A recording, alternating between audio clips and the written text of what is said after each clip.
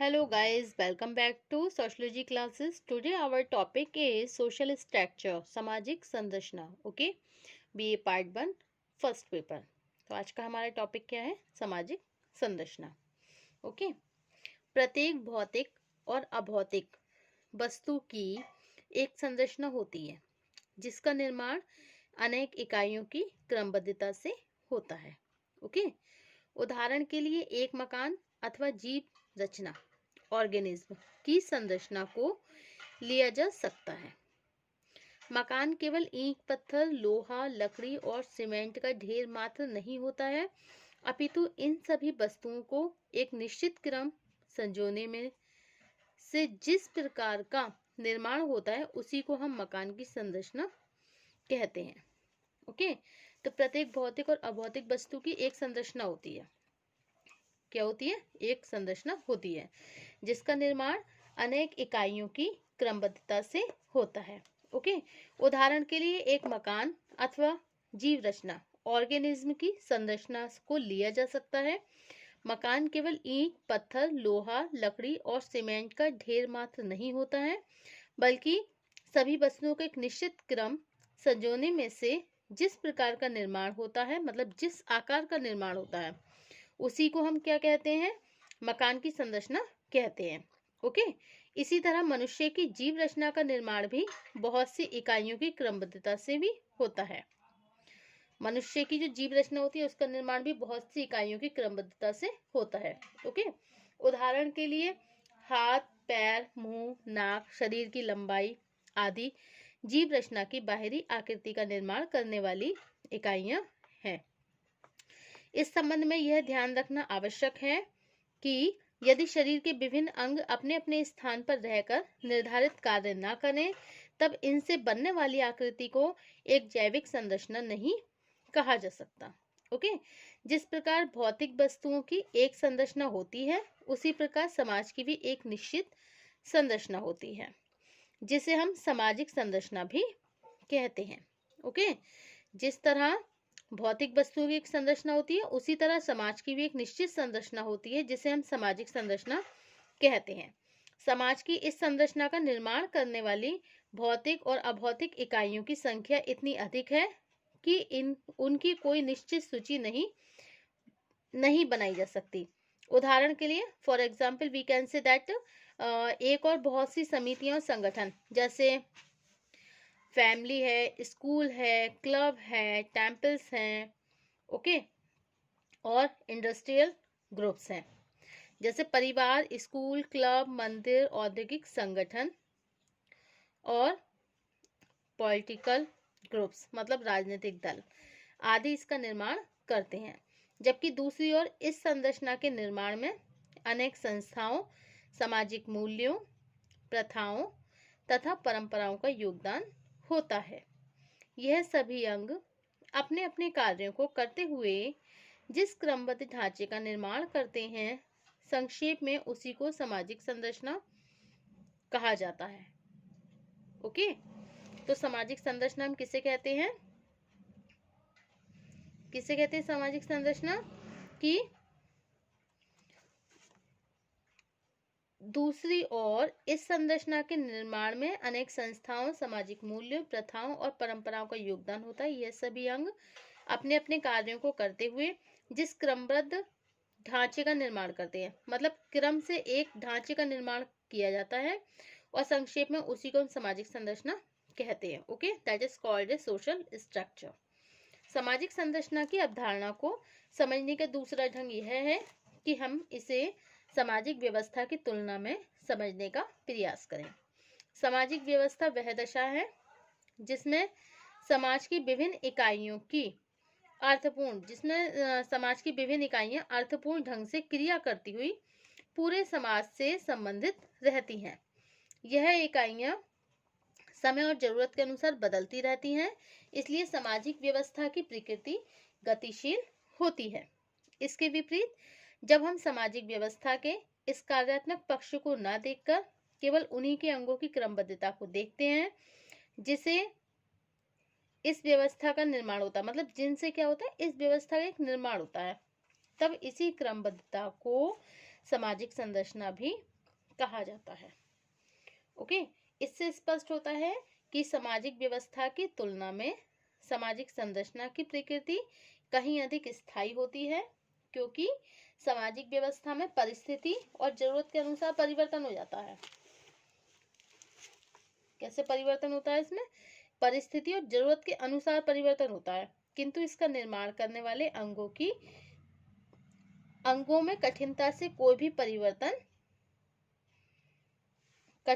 कोई परिवर्तन होता है। सामाजिक संरचना की इस अवधारणा का वर्णन सबसे पहले स्पेंसर ने अपनी पुस्तक प्रिंसिपल ऑफ सोशियोलॉजी में किया था। ओके, सबसे पहले किसमें किया था? प्रिंसिपल ऑफ सोशियोलॉजी में किया था। यद्यपि स्पेंसर सामाजिक संरचना और सामाजिक व्यवस्था के बीच कोई स्पष्ट अंतर बताने में असमर्थ रहे, मतलब कोई भी स्पष्ट अंतर बताने में असमर्थ रहे। इसके बाद Durkheim, Radcliffe, Brown, Mannheim, Nadel, Merton, Parsons, Davis तथा मैकइवन ने भी सामाजिक संरचना की अवधारणा को अधिक व्यापक रूप से स्पष्ट किया है।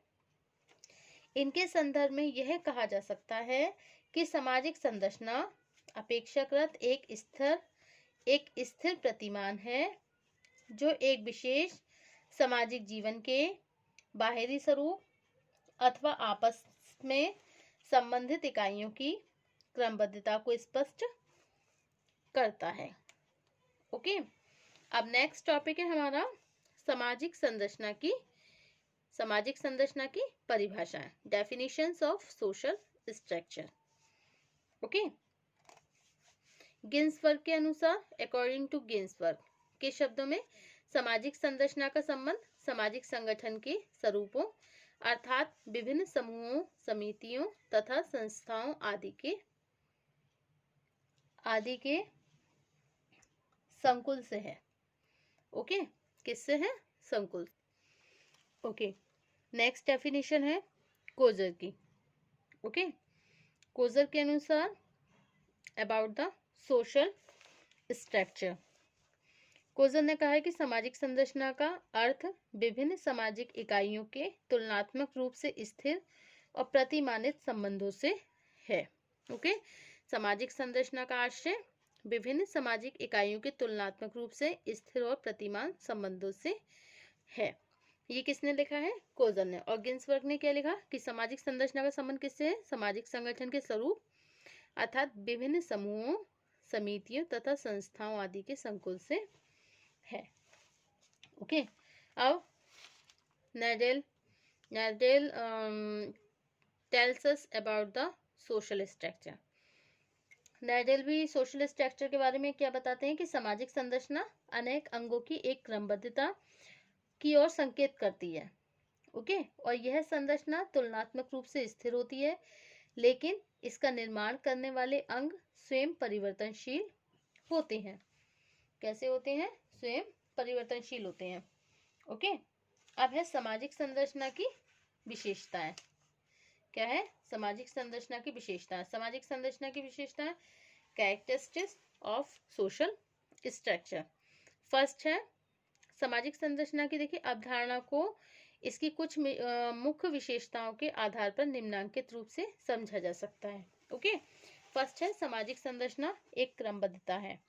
मतलब इसका अर्थ क्या है कि जिन इकाइयों के द्वारा सामाजिक संरचना का निर्माण होता है वे क्रमबद्धता से व्यवस्थित होती हैं।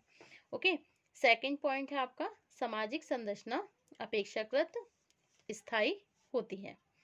तो सामाजिक संरचना अपेक्षाकृत स्थायी होती है। जॉनसन ने कहा है कि सामाजिक संरचना का निर्माण जिन समूह संघों से होता है उनकी प्रकृति कैसी होती है? अस्थायी होती है, स्थायी होती है। ओके, स्थायी होती है मतलब पूरी तरह से अस्थायी नहीं बल्कि स्थायी होती है। ओके, अच्छा, थर्ड पॉइंट है आपका सामाजिक संरचना की अनेक उपसंरचनाएं होती हैं। सामाजिक संरचना का निर्माण करने वाली विभिन्न इकाइयों की संरचना को उनकी उपसंरचना भी कहा जाता है।